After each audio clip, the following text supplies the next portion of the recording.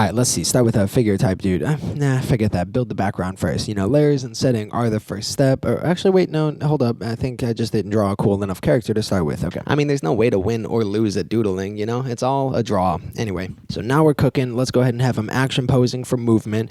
Maybe even like holding up some sort of balloon that is also another face. I guess I just enjoy scribbling around some unique characters. And hey, fuck it. Let's draw a sun over here in the corner, okay? Even this snake-looking thing, just kind of getting wacky with it. And at this point, kind of got bored of that, so let's save that document, come back to it later. I think I have a fresh idea. Right out the oven. Here it comes out of my brain into the. Oh, actually, gotta wait a little minute because a customer asked a question because this was all screen recorded as I was drawing in my free time at work. A few minutes later, got back to it, and I was thinking that sunshine was a little off to the side in the first doodles, realizing that the light should be at the middle of my life, and those rays of shine started leaking around. It was like this art was opening up its eyes to face the world for the first time. Creation birthing right from my very stylus pen onto the glass screen of the equipment that my work lets us use, multi-$1,000 computers. So shout out Mr. Library for all that. You know, I would never spend that sorts of money, and heck, maybe now I can go back to that other Photoshop document and add a little bit more color, because why not? You know, I'm getting paid to be here. Gotta kind of supervise the space, and also these clips are obviously sped up a lot, so I was answering people's questions and moving around sporadically, you know, kind of typical ADHD brain. It kind of feels like every shift has its waves of mellow to hecticness,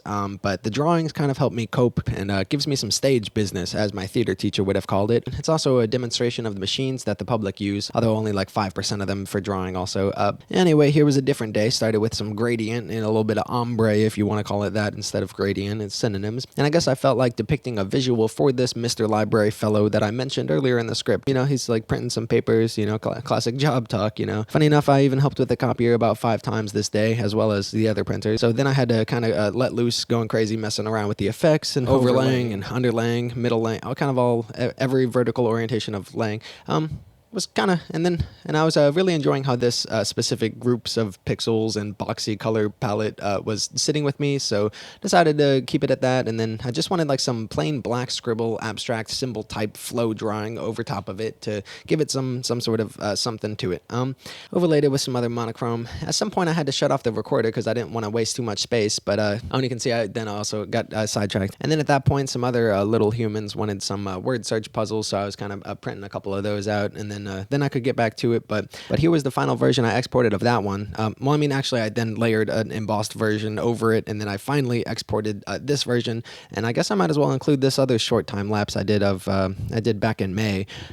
Only got this video of the process of this completed piece. Just been kind of fun digitally drawing with pure creativity. Just trying to find where the flow of it goes.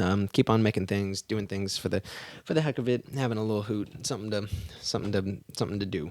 so that's what it's all about. All right, catch you in the next one.